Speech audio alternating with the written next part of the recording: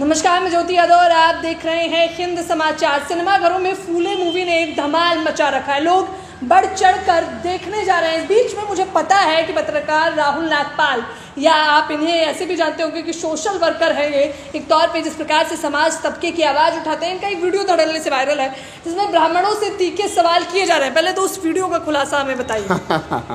ज्योति जी, एक ब्राह्मण रक्षा मंच एक संगठन है। उन्होंने एक 25 तारीख को मूवी रिलीज होने से ठीक पहले तो उन्होंने 25 तारीख के आसपास 23 तारीख में 22 तारीख में फूले मूवी का बाइकआउट करने के लिए press club of India Raisina road पर एक प्रेस कॉन्फ्रेंस की थी। तो मैं भी एज ए पत्रकार उसको कवर करने के लिए गया था। तो एक पंडित जी थे, मैंने पूछा भाई आप कौन है? तो उन्होंने कहा कि मैं इसका संगठन का प्रवक्ता हूँ। तो फिर तो आपकी जिम्मेदारी बनती है कि बताओ प्रॉपर। तो मैंने उनसे बातचीत की और बातचीत का वो वीडियो है जो वायरल हो रहा है, और लोगों ने बड़ा पसंद भी किया। सवाल जो मैं पूछ सकता था मैंने पूछे उसमें। दूसरी बात यह है कि जो आपने कहा कि फूले मूवी, देखिए दिक्कत क्या है? दिक्कत ये है कि जो पाप उनके पूर्वजों ने किया, या तो उसको स्वीकार करके माफ़ी मांग लेनी चाहिए। बुद्धिमानता तो यही है कि अभी ठीक है, हमारे पूर्वजों ने ये पाप किया, आपको इंसान नहीं समझा, आपके गले में हांडी पीछे झाड़ू लटका दी, माता सावित्रीबाई फूले के ऊपर गोबर फेंका गया, उन्होंने देश की आधी आबादी महिलाओं को पढ़ाने का काम किया। भाई महिला तो ब्राह्मण भी थी, क्षत्रिय भी थी, वैश्यों की महिला को पढ़ाने का काम किया।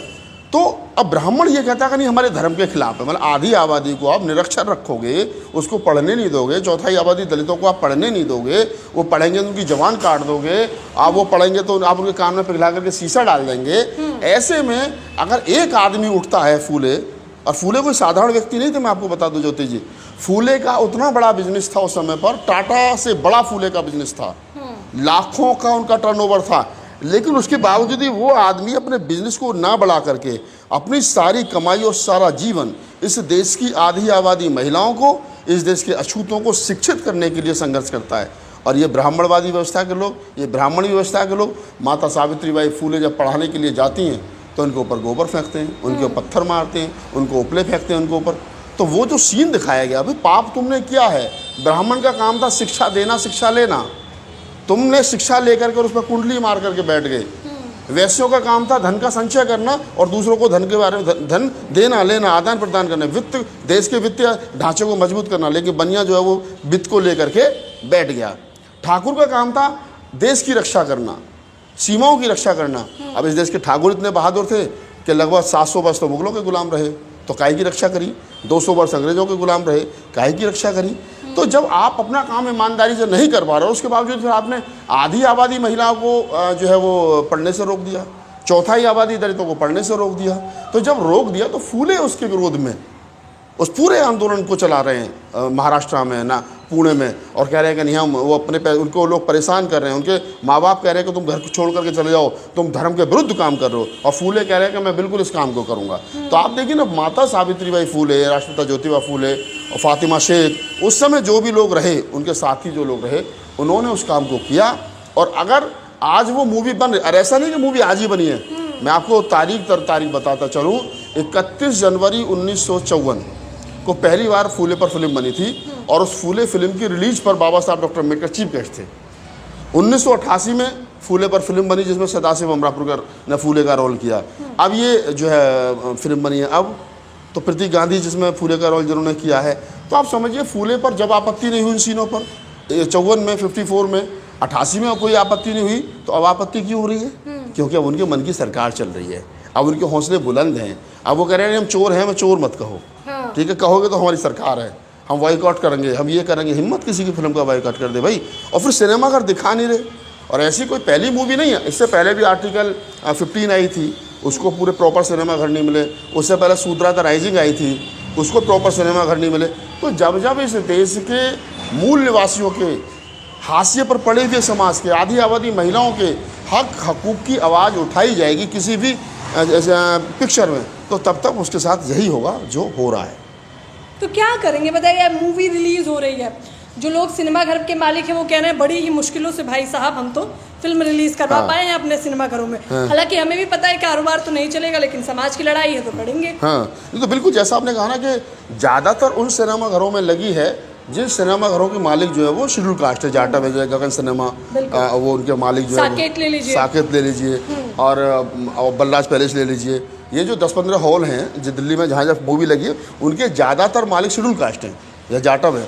तो मैं ये कह रहा हूँ कि वो समाज की लड़ाई लड़ रहे हैं, वो तो ठीक है भाई, नहीं कमाएंगे, इसमें कोई दिक्कत नहीं है, लेकिन समाज की लड़ाई है तो बात तो आगे बढ़ानी है। और चित्रण के माध्यम से जो बात कही जाती है वो ज़्यादा आसानी से लोगों के मन मस्तिष्क में घर कर जाती है। तो कहना वही है। देखिए, इस पूरी मूवी को देखने के बावजूद भी 17 कट सेंसर बोर्ड ने लगा दिए इस मूवी में, उसके बावजूद भी फिल्म अपनी बात तो कह रही है। लेकिन अगर उन कटों को नहीं लगाया जाता, सेंसर बोर्ड उन कटों को नहीं लगाता, और वो तो एंड में अनुराग कश्यप जो भिड़ गए, जिस प्रकार से उन्होंने लताड़ लगाई है पूरे जातीय ढांचे को, तो अनुराग कश्यप जिस प्रकार से अड़े और तमाम उनकी जो पूरी टीम थी वो जिस प्रकार से अड़ी है, तो उससे ये तो तय हो गया कि फिल्म तो रिलीज होनी थी। कहीं ना कहीं सेंसर बोर्ड के गले की हड्डी बन गई थी। समाज का दबाव, डायरेक्टर का दबाव, वैचार की कई लड़ाई, लेकिन सेंसर बोर्ड भी डर रहा है, उसको भी पता है कि आजकल तो, और मैं तो बड़े मज़े की बात बता रहा हूँ, मैं तो सेंसर बोर्ड से भी सरकार से कह रहा हूँ, मैं तो सरकार से मैं कहता हूँ कि आप इसको टैक्स फ्री करिए, इस पर टैक्स मत लगाइए और टैक्स फ्री करिए। देख, अच्छी बात है, ऐसी मूवी बननी चाहिए, कोई उसमें कुछ गलत बात नहीं है भाई। हमारा एक समाज है जिसको हमने परेशान किया, हमने उसको काट कर रखा, उसको मेन धारा में शामिल होने के लिए क्या क्या संघर्ष करना पड़ा, वो संघर्ष की कहानी। कह रहे हैं गड़े मुर्दे क्यों उखाड़ रहे हैं अब आप लोग? गड़े मुर्दे कहाँ उखाड़ रहे हैं? हाँ। अब आप मुझे बताइए ना, अगर आज की तारीख में भी दलितों का शोषण हो रहा है तो कौन कर रहा है?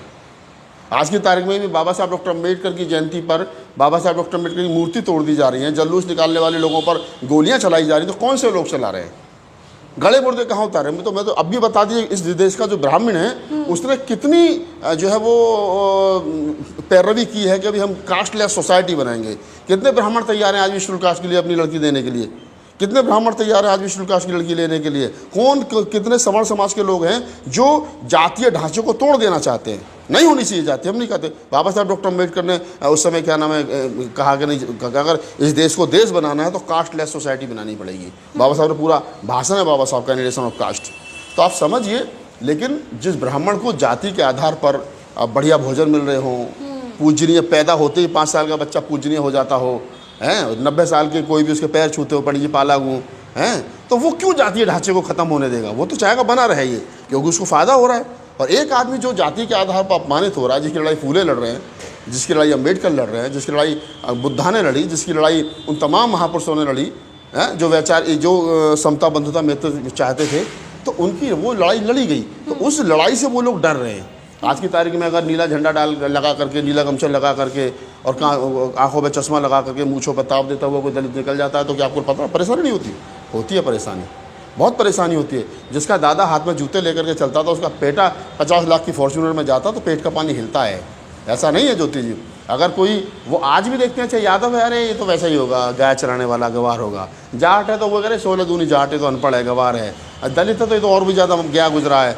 अच्छा, मैं एक बात और बता दूँ, इस देश में SC ST OBC समाज जिसको हम कह रहे हैं, पिटे सब हैं ब्राह्मण व्यवस्था से, कोई कम कोई ज़्यादा।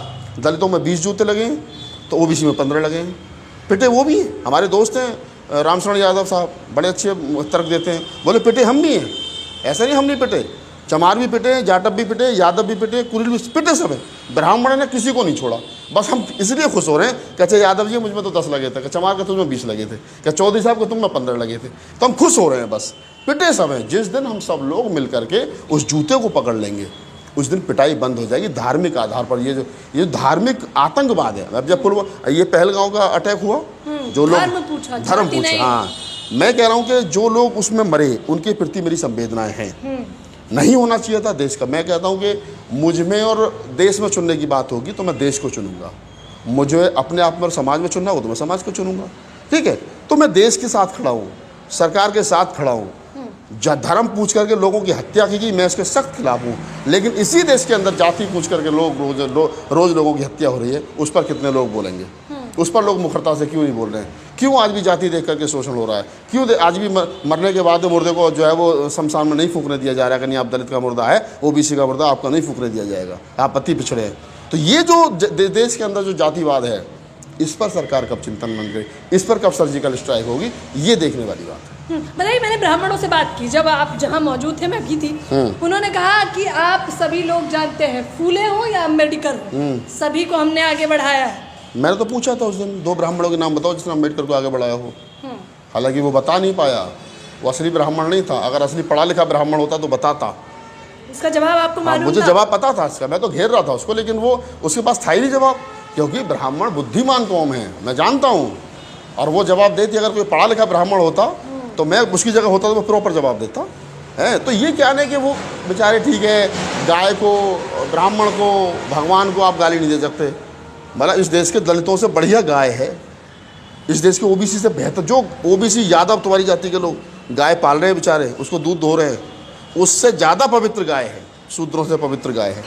तो आप चीज़ को समझिए कि वो जो लोग हैं कि भाई, अगर फूले और अम्बेडकर को, भाई फूले और अम्बेडकर को सताया किसने, कौन सा सिस्टम था वो? और वो सिस्टम आज भी, फूले ने 1948 में लड़ाई लड़ी, 1848 में, 45 में लड़ाई शुरू की, और हम 2025 में खड़े हैं। लगभग 180 साल हो गए। 180 साल पहले जो समस्या थी वो आज भी है। तो आप समझिए वो समस्या ख़त्म नहीं हुई है। कह रहे हैं ये वही फूले हैं ना जिन्होंने अंग्रेजों की गुलामी की है, तमाम आरोप लगे। अंग्रेज़ों की गुलामी किसने की, ये तो अब किसे ढकी छुपी तो है नहीं। मैं नाम बताऊंगा तो फिर दिक्कत हो जाएगी लोगों को, कि इनको पेंशन मिली अंग्रेज़ों के समय पर 60 रुपये महीने की, और उनको आजकल बीर भी बताया जा रहा है। तो मैं ये तो नहीं कहूँगा कि अंग्रेज़ों की गुलामी किसने की, ये तो सब लोग जानते हैं। जो कह रहे हैं उनको ही पता है कि गुलामी उन्हीं के बाप दादों ने की थी, हमारे बाप दादों ने नहीं की। हमारा तो एक ही बाप था, अम्बेडकर, जो सीना तान करके लड़ा, चाहे तो गोलमेज सम्मेलन में लड़ा, चाहे देश में अंदर लड़ा, चाहे देश के बाहर लड़ा। उसने कहा कि नहीं, समझौता बर्दाश्त नहीं किया जाएगा, इस देश के SC ST OBC की लड़ाई हम लड़ेंगे और जीतते रहेंगे। तो हमने, फूले ने फूले मेरे बताया इतने बड़े व्यापारी थे, हाँ। उनका इतना बड़ा टर्नओवर था। चाहते तो बिजनेस कर सकते थे। मैं मूवी देखने गई, मैंने कहा, आप लोगों को कह रही थी कि देखने जाइए, मैं खुद भी गई। मैंने कहा जाऊंगी और 4 लोगों को और लेके जाऊंगी। नहीं, इसके लिए धन्यवाद आपको, कैमरामैन से लेके एडिटर सबको। नहीं बिल्कुल, इसके लिए बहुत बहुत धन्यवाद आपको, आपका मूवी देख करके आए। और मैं आपके चैनल के माध्यम से अपील करूंगा कि लोग जाएं, ज़्यादा से ज़्यादा इस मूवी को देखें। अनुराग कश्यप को धन्यवाद, जितना हिम्मत दिखाई। कह रहे हैं अनुराग कश्यप को थोड़ी शब्दों की मर्यादा तो रखनी चाहिए, सबसे उच्च कुल पे जो है उसके लिए ऐसी बात कहना। अनुराग कश्यप के फादर जो है वो ठाकुर है, और अनुराग कश्यप की माँ ब्राह्मण है।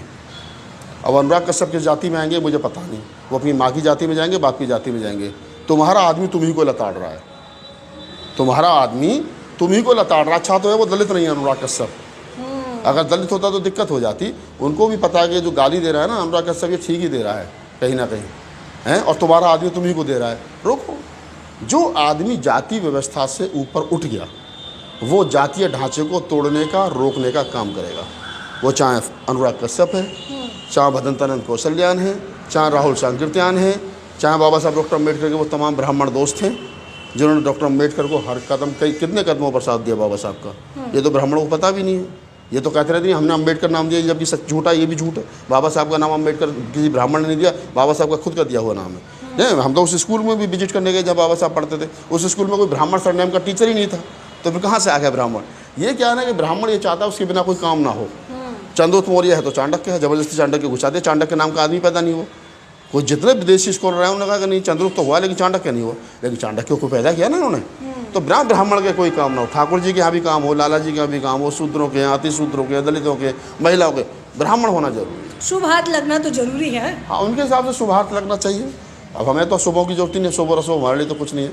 हमने तो अभी पीछे उद्घाटन किया तो गली में चाय बेचते थे, चाचा में चाचा तुम रिबन काट दो, उनसे कटवाया हमने। तो हमारे यहाँ शुभ और अशुभ कुछ नहीं है। बहरहाल मैं एंड में यही कहूँगा, आपने भी अपना कीमती समय निकाला कि आज जो है वो हम लोग इस बातचीत को भी कंप्लीट कर रहे हैं कि जाइए और मूवी को देखिए, मूवी को हिट करिए। ज्योति देखी आई हैं और मैं भी देखे आया हूँ, आप तमाम लोग जाएँ और मूवी को देखें। और अनुराग हिंद समाचार के लिए भी, हिंद समाचार, हाँ मैं भूल गया, ये ID जो है बड़ी अच्छी है, बड़ा अच्छा काम ये लड़की जो है ज्योति जो करती हैं। तो हिंद समाचार के तमाम दर्शक जो भी इस वीडियो को देख रहे हैं और वो जाएं और जा कर के मूवी को देखें। और ज्योति जी की पहल के लिए धन्यवाद, ये समय निकाल करके आई और हम अपील भी कर रहे हैं। धन्यवाद। मुझसे बातचीत करने के लिए बेहद शुक्रिया, क्योंकि हर समय मैंने थोड़ा परेशान करके थोड़ा समय निकाल ही लेती हूँ। कोई बात नहीं, आप हमारी अनुज हैं और हम बड़ा स्नेह इनके साथ हमारा रहता है। बहुत बहुत धन्यवाद आपको ज्योति। कैमरामैन फरदीन के साथ ज्योति यादव। और आप लोग प्रतिक्रिया जरूर दीजिए। अभी भी सिनेमाघरों से नहीं गई है, भले ही चुनिंदा में लगी है, मैं बार बार कह रही हूँ, दूर दराज ही सही, देखने जरूर जाइए। आप देखेंगे नहीं तो फिल्में ऐसी बनेंगी नहीं।